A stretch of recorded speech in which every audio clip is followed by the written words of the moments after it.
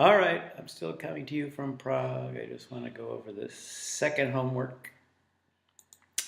We're going to look at a little aggregate demand, aggregate supply with a recession, some of the stimulus or the problems sometimes when you stimulate an economy. So instead of going over this boring slideshow, why don't I just get right into the homework and do the questions. So this is in, again, week 11, April 9th and 11th, that's this week. Oh, yeah, it's this week. Where's my questions? Here, this chapter 30, Fiscal Policy 2. That's the one I want to take. So let's begin this thing. We hope I get it all right because I've been teaching for 6 hours straight. Question number 1. The White House proposed increased infrastructure spending on roads and railway lines and runways is an example. This is an example of expansionary fiscal policy. And again, this is Mr. Obama in 2008. He tries to do this increase in infrastructure and expand the economy by government spending. Question number 2. The White House proposal to lower the business taxes by increasing tax deductions is an example of, and again, this is another expansionary fiscal policy way you can do it, right? If you lower taxes for business, their profit margin can be higher, and they are more apt to invest more money and grow their business and hopefully deal with this recession. So, notice my Budweiser beer. You cannot get this in the United States. It's named the same name, but they're two separate companies. They split up the world between Budweiser US and Budweiser Czech Republic. But anyway, I digress. Question number 3. According to supply-side economics, again, these are the people that want to cut taxes and cut regulations, basically, and cut whole government. So, according to supply-side economics, what is the tax rate? A decrease in tax rate tends to increase the labor supply and increase aggregate output. So with this first question again, are they all been first questions? Yeah, they have. Did I do it that way? No. Moving on, an inside lag, and again, an inside lag is the time that it takes basically to create a policy to deal with a problem with the economy.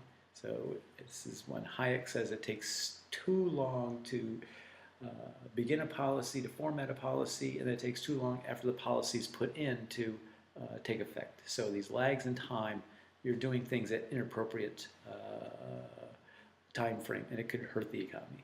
So an inside lag is the time period it takes for the stabilization policies to take effect after they've been implemented. Now that's the outside lag, so that is false.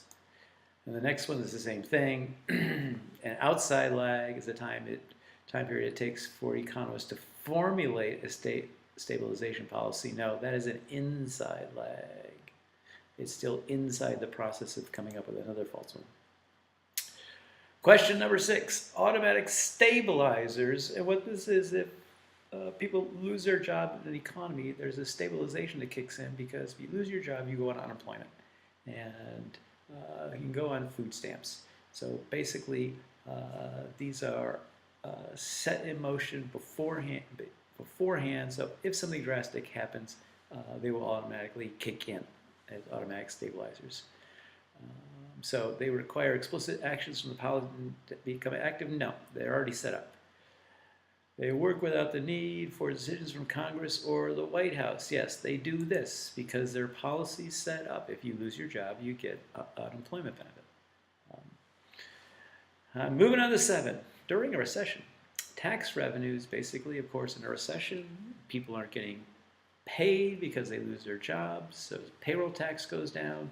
Businesses aren't collecting sales tax as much, so tax revenue fall, while the government transfer payments, and again, these are these automatic stabilizers, right? These transfer payments to people in need, they basically increase.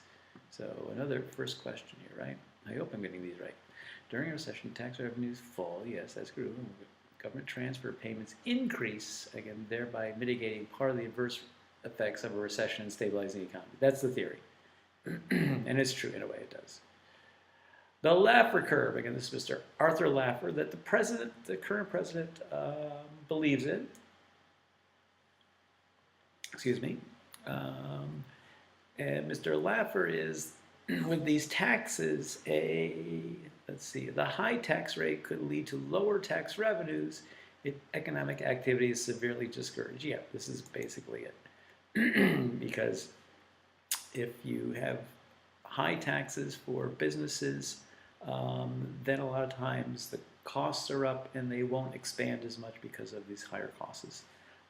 So it's basically discourage economic activity. That's why you got to lower taxes for businesses. And again, the last tax cut was dramatically for businesses. And hopefully that will do the opposite and expand the economy. Question 9. When the government conducts activist fiscal policy, and again, this is Mr. Keynes, again, pumping money into the system, right? What type of spending does it usually use? And the type of spending is something that they can just vote on and put into effect, and it can quickly be used in the economy. Like, again, building roads, building airports, building ports. So it's not entitlement, because that's preordained. Not net interest spending. This is, we have to spend, basically pay interest in the debt, we take it out. It's called this discretionary spending. So it's not pre-mandated spending for Congress. That's something that's been law, like the unemployment insurance. This, you can just increase this discretionary spending, and that's part of the stuff for, again, improving some infrastructure things. Last one, number 10. It's good because my voice is going. When the economy is producing its potential output, an increase in government spending must necessarily reduce some component of private spending. This phenomenon is called, and this is what happened when government gets involved to basically deal with the economy. They will take a space in the economy that the private industry would normally take. So this we call crowding out.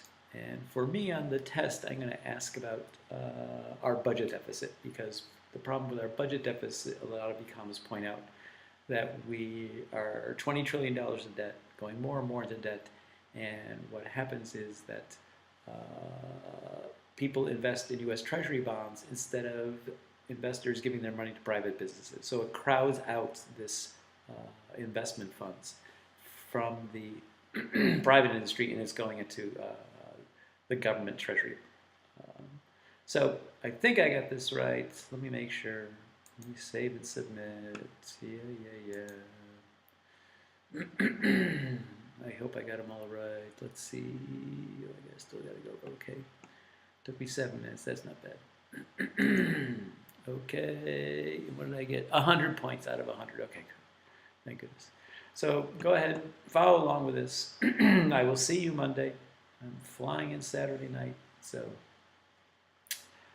have a nice weekend. So nice and warm here and sunny in Prague. I hear it's not that way in New York.